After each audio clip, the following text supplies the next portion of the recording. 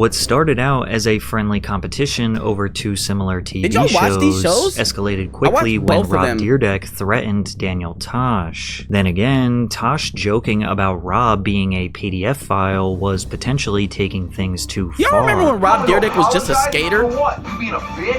The Ridiculousness vs. Tosh.0 beef was surprising because both of these guys are generally well liked, but their polar opposite motivations for creating a comedy clip show was the perfect recipe for disaster. Rob once said, "I try to seize every opportunity I can. I've already filled my bucket list many times over. Business is my passion." Rob's life has been seemingly a never-ending stairway to success, becoming a professional skateboarder as a teenager. I was right, he was a skater. Starting his own skateboard accessory company, designing a shoe that generated him $300,000 per year in royalties, founding a hip-hop record, a shoe that generated him $300,000. Rob Dyrdek made DC? Nigga, no, I'm not even joking with you. I had no clue who made that shoe. I used to own a pair though. I did. When I was like a heavy skater for real, I owned a pair. I don't care. I own the royalties, founding a hip-hop record label, doing magazine covers, wearing iced-out Rolexes, teaming up with his security guard to produce and act in Robin Big, an MTV reality show that stole the hearts of millions of fans around the world, only to follow that up with another banger of a show called Fantasy Factory, which was literally a show about him pursuing new business ventures while messing around with his friends. He even became a stuntman, jumping a speeding car backwards, barrel rolling a Chevy Sonic, and getting mauled by a tiger. Rob documented his exhilarating life, elevating his public persona while leveraging his celebrity status to secure a multi-million-dollar fortune. Daniel Tosh, on the other hand, once said, "Stand-up is the only thing I have ever been good at, and even that depends on who you..." Okay, I'm not gonna lie to y'all. I knew who Rob Dyrdek was before Ridiculousness, and also Robin Big. I did not know who Daniel Tosh was before Tosh.0. I can't lie. While Rob was steamrolling through life, accomplishing everything his heart desired, Daniel Tosh was merely focused on one thing: building a comedic legacy. I waste so much time in my life. I could have accomplished so much more, but I have no dreams, like real dreams. I sit at home thinking about, how come nobody with a Lamborghini ever pulls up next to me and is like, "Hey man, you want this car?" I'm like, yeah, I do. Yes! I got a Lamborghini today. Tosh got his start hosting a show called Tens for a local television station called Whammy in Miami, Florida. Nigga, you're not funny. Lame as fuck. Daniel would interview and mock the best-looking guys and girls on South Beach. He moved to Los Angeles in the late 90s and performed short stand-up sets in comedy clubs to slowly build his reputation. In 2001, he got a spot on The Late Show with David Letterman, which helped him become a recognizable face in the comedy scene. You think it's trendy for young kids in Japan to get tattoos of words written in English? With that momentum, he was able to book comedy shows around the country, with a majority of those being held at universities. Nigga, you ain't funny. That's not true.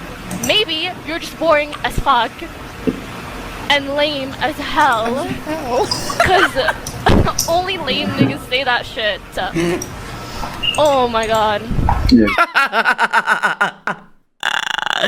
I'm fucking weak, bro.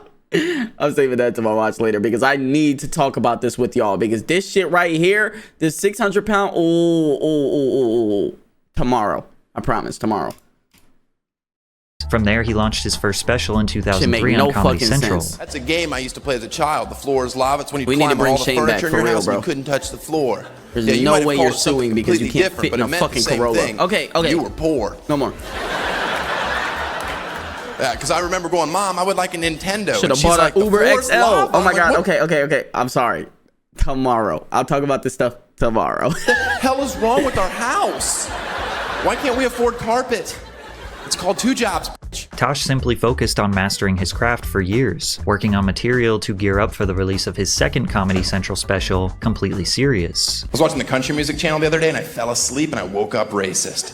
As we entered 2008, YouTube and Facebook were slowly taking over pop culture, with random hilarious videos going viral every day. Comedy Central brainstormed an idea for a comedy clips show, and Tosh was a master of short, punchy jokes. Combine that with a fearless approach to controversial topics, an immense cult-like following of college kids, and devilish good looks.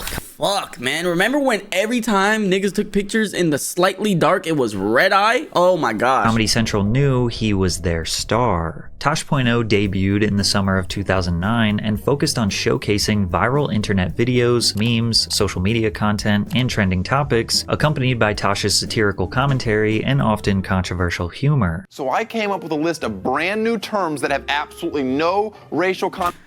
I mean, to be honest with you, bro, Tosh, I didn't really watch both shows like that much anyway, because this was like, I would say both of these shows kind of came out in that point where like I was done with like TV per se. Like if I watched TV, it was specific TV like Nickelodeon, Cartoon Network, Disney Channel. Even when I was like in my teens, but then like the internet started coming around and I stopped watching TV in general too. Like Connotation whatsoever. playing games, I field watching tested like them with an playing games, watching extremely diverse YouTube, focus group. etc. Sugar taster. Like I stopped watching TV. What do you think sugar taster means? I don't know. I don't know why you think that he tastes sugar. Why do you keep pointing to the black person? That's what I Well, want. They? The concept of this show is not really original. Before Tosh, you had I was gonna say Chappelle Show, but Chappelle Show was more like a stand-up into a skit. The Soup, hosted by Joel McHale, Web Junk, hosted by Patrice O'Neill, and even YouTuber Ray William Johnson laid the foundation for Equals 3 slightly before Tosh. Now, most clip shows rely on the clips themselves to produce Ray the William humor, Johnson, almost man. removing the need for a host in the first place. And while Tosh did find good content that is funny, shocking, or absurd on its own, more often than not, it was his jokes and commentary that actually made the clips funnier. Seems you guys finally pushed the foremost authority on style past his breaking point. This video is for all you stupid f***ing trolls and haters online, saying mean and hurtful things about fedoras. You're not the only cool guy whose hat game has been mocked. You wish you could pull off a cloche.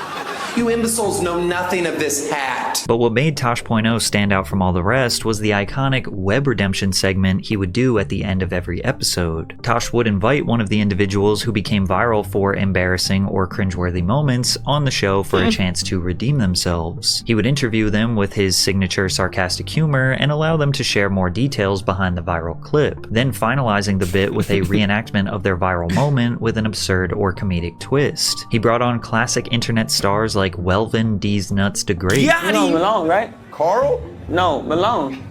No, what's Malone? Malone. Oh, you long. I got it. He also brought on pretty much every iconic local news viral sensation. Sweet Brown, the I Like Turtles Kid, and Antoine Dodson. What do you want people to know about you? They know I'm openly gay. Oh my god. Hide kid, hide your wife. That's mainly what I want to get out. I don't get That you're gay? I think people knew that about 1 second into your video. No. And even though this was just a clip show,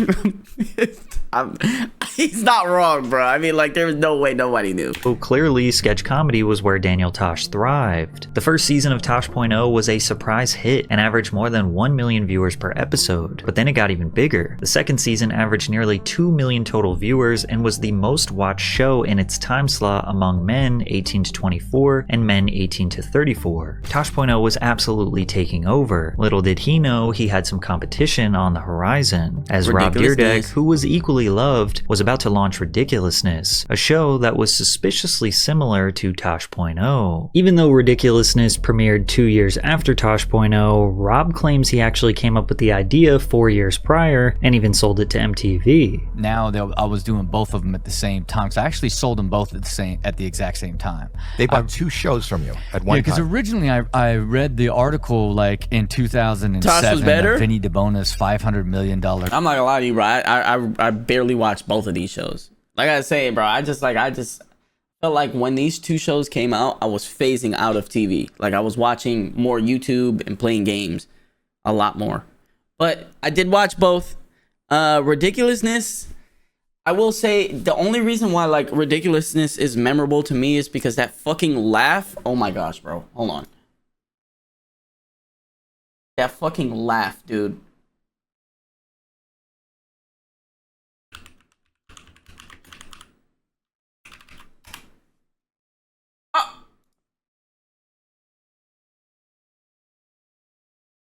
Oh.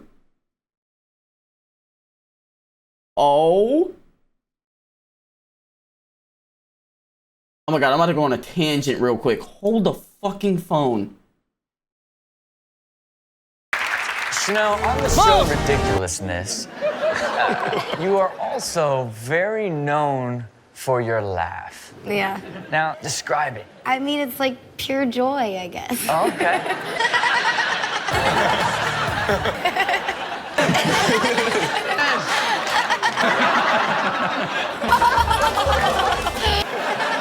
That's what happened. Oh my god.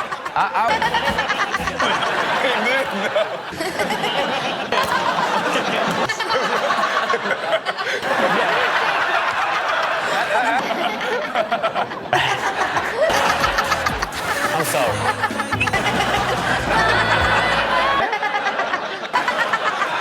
This goes on for 7 minutes straight. God, oh my gosh, bruh. Okay, hold on. I need y'all to see this though. It's coming out on PC finally, bro. The mods are gonna be beautiful. Let's go! Woo! Teamwork making the dream work. Oh my god, bruh, this is crazy. I can finally play. Yo, I can finally play this game at 144 hertz. Holy shit! Oh my god. Okay. Ooh, and it has real ray tracing. Oh. Give up. We can fight this thing together. What's the matter? Two Spider-Men too tough? Oh my. Nigga, tomorrow? No way this shit is coming out tomorrow, bro. Oh my.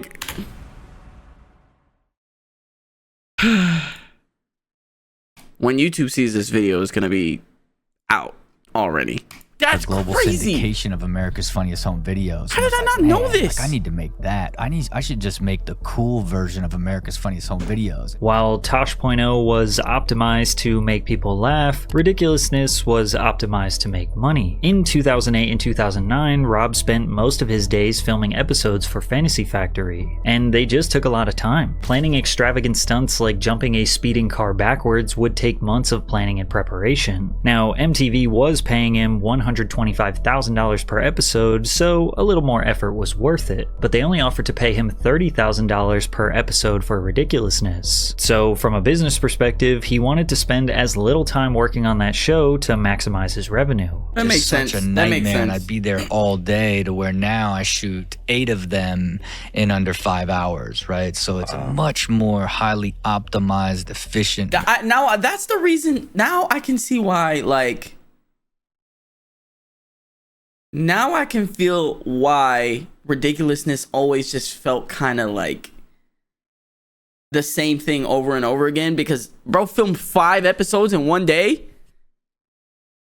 Ridiculousness had MTV and a demon contract. That's all they play. Machine. And then for me, it takes very little energy and time to execute it, and it's sort of brand neutral. A lot of people don't even know if I still film them. You know what I mean? They don't even realize I shoot 336 brand new ones every single year, you know. However, many critics believe that this business model negatively impacts the quality of the show. Ridiculousness is about as basic of a clip show as it gets. Rob hosts alongside Sterling Stilo Brim and Chanel West Coast. They play viral internet videos, often featuring people's outrageous, embarrassing, or downright bizarre antics grouped together in themed segments. You can get too much air, right? And as someone that Bro, this show is dead ass a reaction video. This is like a reaction video of a show, bro. His whole life flying through the air. There's occasionally you push it too far and you get broken. Yeah. Just like everybody in this category, TMA, too much air. Got it. Keep going, bro. Keep going. Oh, yeah. Man, That's some rough water to land in. Man, it's just rough altogether. You gotta what are you doing? Like, about right here, it's time to bail out. It really is. Okay, You gotta let go. Why are you this high in the air? Man, and you were about to start going down. You bailed at the wrong time. Oh. There is no scripting and very little rehearsal. It's Rob quite essentially literally goes a on set, reaction does a video sort show. of freestyle reaction to whatever he is watching. Patrick, oh my god, bro. Patrick, every fucking time. It's the same way with who else do I do this shit with? Was it Tommy? No, Maury. Yo, Patrick.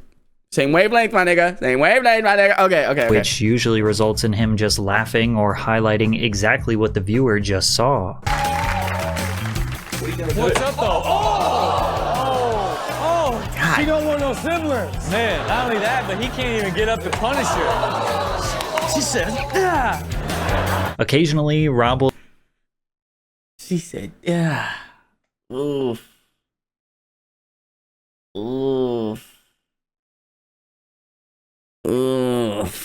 Okay, I do it sometimes too, but like I'll add something to it. I don't just like say.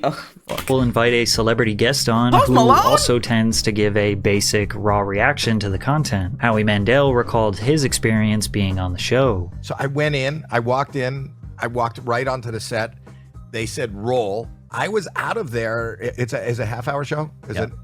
I think I was out of there in 40 minutes. Season 1, Episode 1 of Ridiculousness aired on August 29th, 2011, and started off hot, averaging about 2 million viewers per episode. That made it extremely competitive with Tosh.0's viewership, so he decided to say something. Tosh tweeted, "Congrats, Rob Dyrdek. New show looks very funny and familiar." Dyrdek fired back, "Thank you so much, Daniel Tosh. Maybe later this week, you, Bob Saget, and Tom Bergeron can come down to my factory and play." This sarcastic back and forth between the two seemed harmless, but secretly, Tosh was plotting his revenge. Of course, Tosh was pissed. Shortly after their online exchange, Tosh.0 dedicated an entire web redemption segment to trolling Rob. Tosh interviews his guest, who was a skateboarder that was struck by a vehicle in his viral video, only to find out that they are conducting the interview in Tony Hawk's pool. Got to.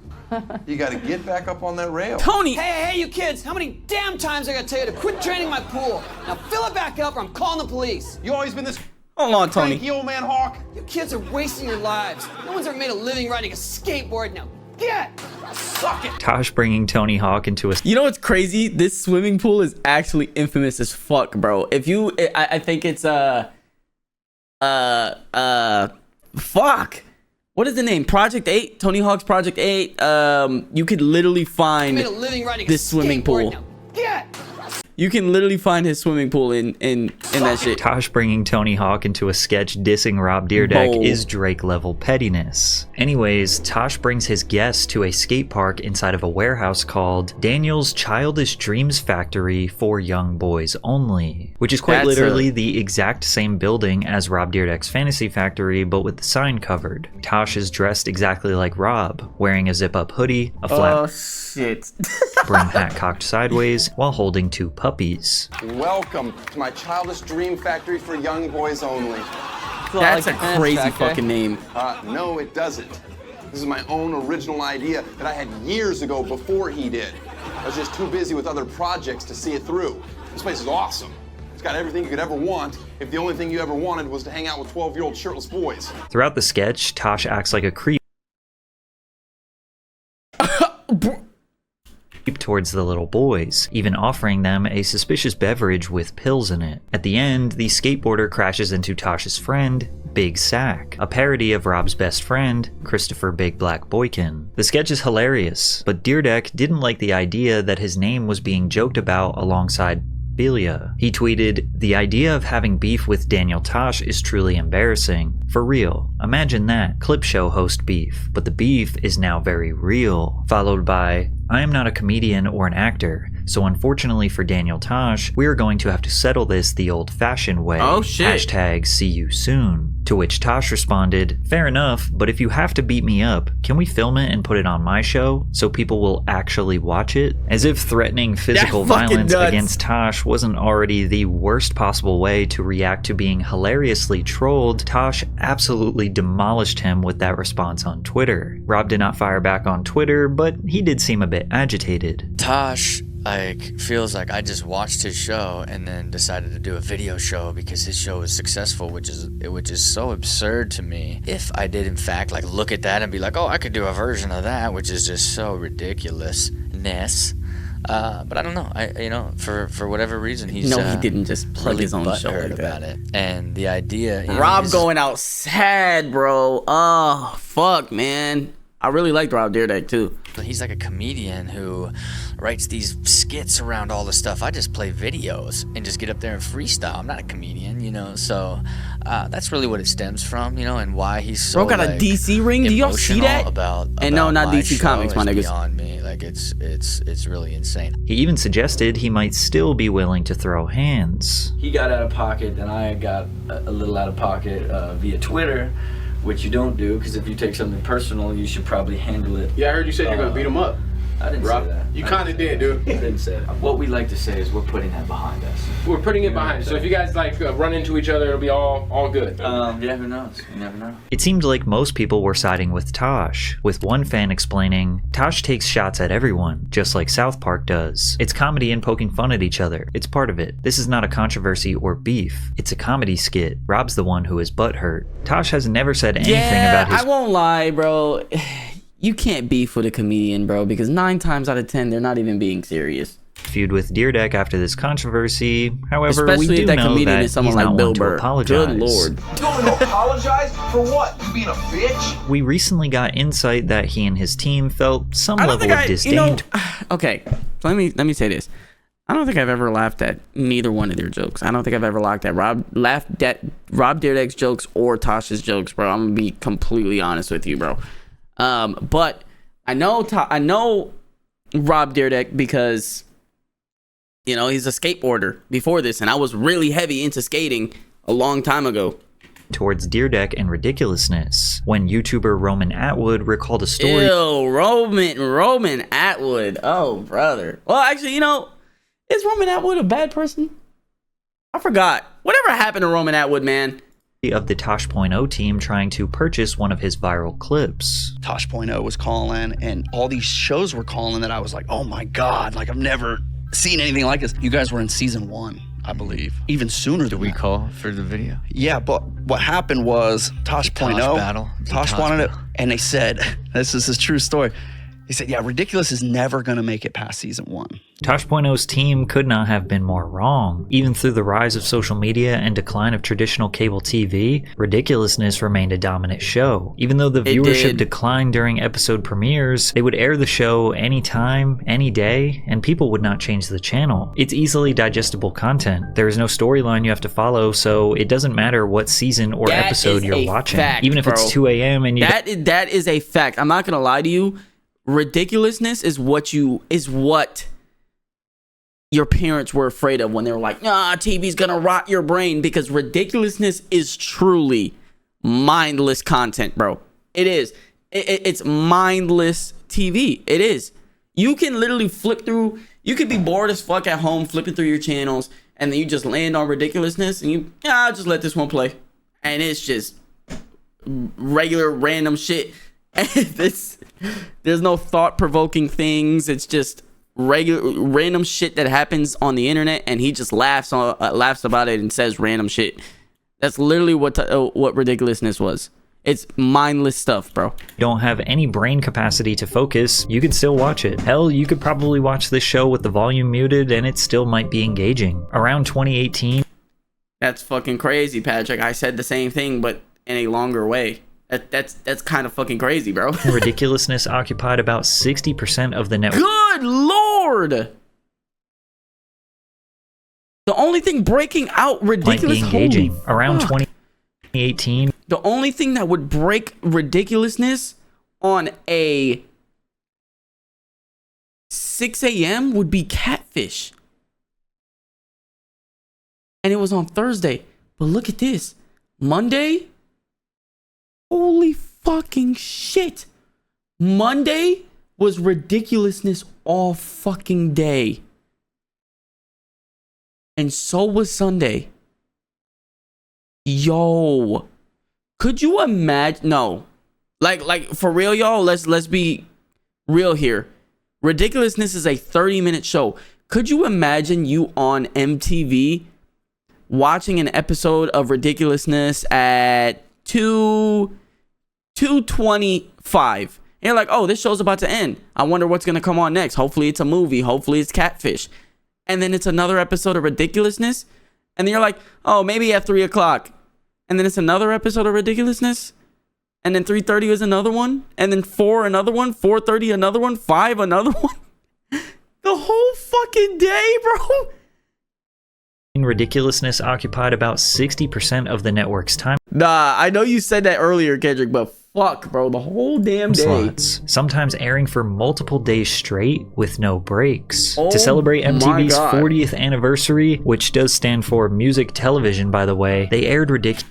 That's the craziest thing. MTV literally stands for music television. And like when I was younger, MTV had like music videos on it and shit like that. Now it's just... Now I will say, I do love me some Catfish, bro. Catfish is quite possibly my favorite MTV show. There is another MTV show that I really like, but I think Catfish is my favorite. I just have to, let me see. Ridiculousness for 24 hours straight. Ridiculousness has produced 42 seasons, having over 1,000 episodes, and likely has hundreds, maybe thousands of more episodes to come. The production company Rob Dyrdek built that produced Ridiculousness, called Super Jacket, he sold to Thrill One Sports and Entertainment for $190 million. Oh my God, Celebrity Deathmatch. Like, let's go and like freestyle them. Like I'm like, if for 30 minutes and it's like, oh, you just did a flawless show where you just made everything up. You know what I mean? It's like, it's really Hit just My sort Ride. of this fun. Yeah, Catfish is my favorite. Fast-paced experience. But I'm not gonna lie. make no mistake, make no mistake. It is only for the money. Tosh.0, on the other hand, was canceled by Comedy Central in 2020, but still it thrived for 12 seasons spanning over a decade during the downfall of cable. It's even more impressive that Tosh basically did everything he could to stay anonymous. Tosh rarely had celebrity guests. He hired a team to run his social media for him. He never did interviews. He never did any box office hit movies. He never did major brand sponsorships. He never collaborated on tours with other comedians. He never jumped on podcasts. He never did a roast. All he did was focus on making the best show possible and ultimately letting his comedy speak for itself, and he had a damn good run. It's unlikely that these two men still hold any animosity towards each other. I would Rob hope not. This shit admitted was he years ago. overreacted, and it's clear that Tosh was just trolling. Just because Rob made a clip show designed for profit doesn't make him a bad guy, especially considering how brutally honest he is about it. Rob Dyrdek gave his fans high quality, amazing content. Say, you know, it was a great idea, and I thought that we would like really execute. He didn't say none of that shit. He said, nah, my nigga, this shit was for the money, bruh. For years via Robin Big and Fantasy Factory, so he is well deserving of his success. Tosh is hilarious, and was hilarious until the very end of his show, and him being a great comedian was all his fans ever wanted from him. So in the end, they both won. That's a what started out as that's a fizz act, bruh.